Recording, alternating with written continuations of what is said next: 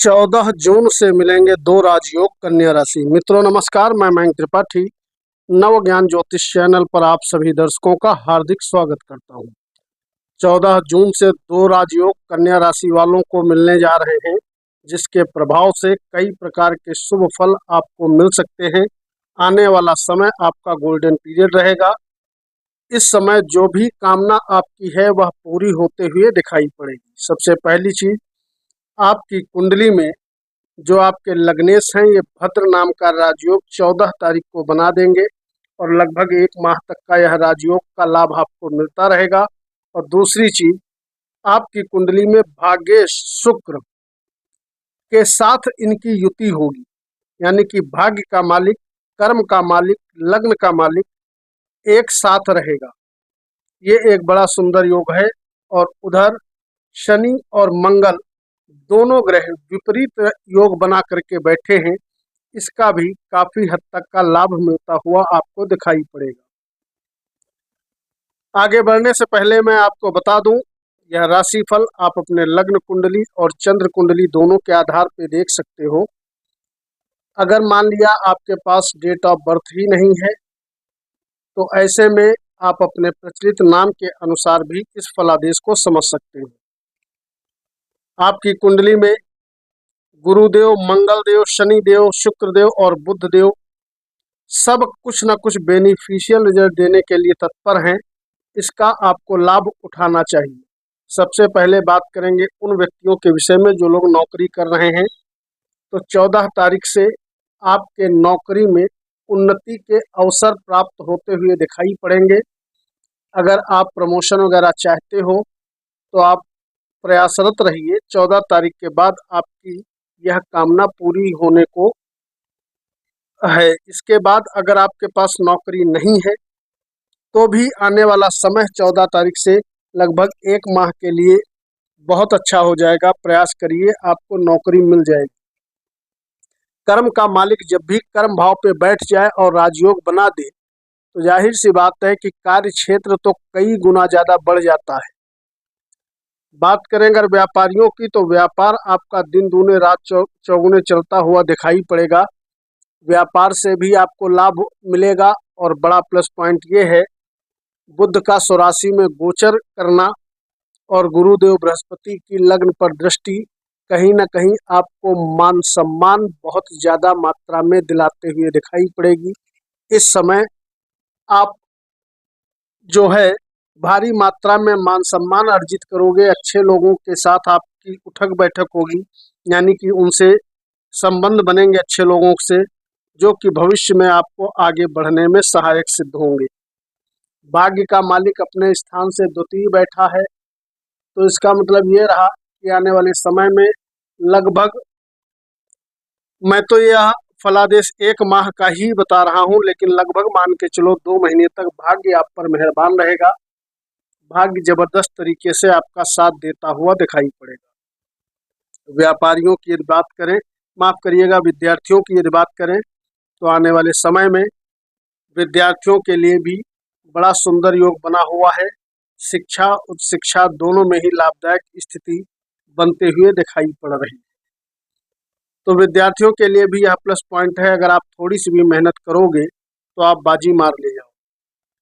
इधर विपरीत योग के प्रभाव से मंगल देवता और शनि देवता दोनों आप पर मेहरबान है। जिन लोगों के दुश्मन बहुत ज्यादा हैं, कोर्ट कचहरी में अगर आपका मामला चल रहा है, वाद विवाद चल रहा है, तो मान के चलो वह वाद विवाद आपका समाप्त हो जाएगा। कचहरी मुकदमों से कहीं ना कहीं राहत भरी खबर आपको मिल सकती है। ऐसे योग दिखाई पड़ रहे हैं।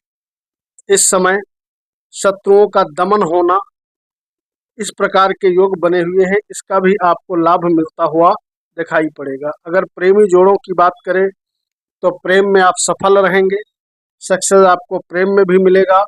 और अगर वैवाहिक जीवन की बात करें तो वैवाहिक जीवन भी आपका बढ़िया रहेगा। लेकिन ये ध्यान रखिएगा कि सप्तम भाव थोड़ा पाप प्रभाव में है, तो ऐसे में अगर आपके जीवन साथी का स्वास्थ्य थोड़ा उठा पटक करे तो इसका आपको ध्यान रखना होगा। जीवन साथी का स्वास्थ्य थोड़ा नरम रह सकता है, यह भी योग दिखाई पड़ रहे हैं।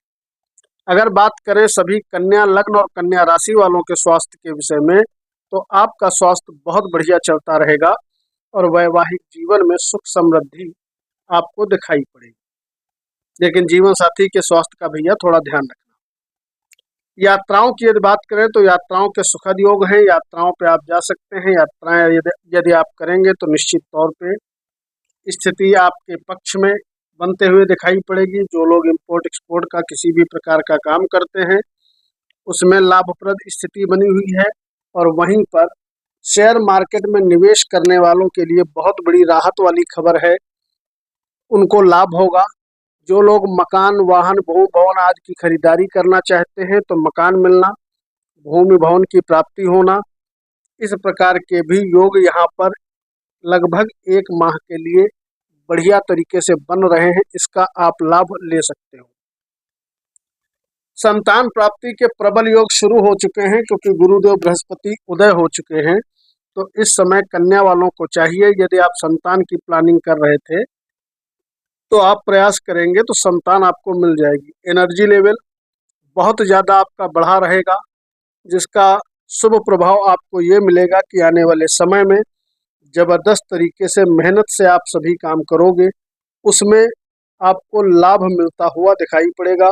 इस अवधि में सभी छोटे भाई बहन, नौकर चाकर सभी आप पर मेहरबान रहेंगे। यानी कि बॉस, छोटे भाई बहन, नौकर चाकर, सहयोगी, अपने जन यानी कि परिवार के लोग सब आप पर मेहरबान रहेंगे और आपको आगे बढ़ाने में सभी का कुछ न कुछ महत्वपूर्ण रोल रहेगा।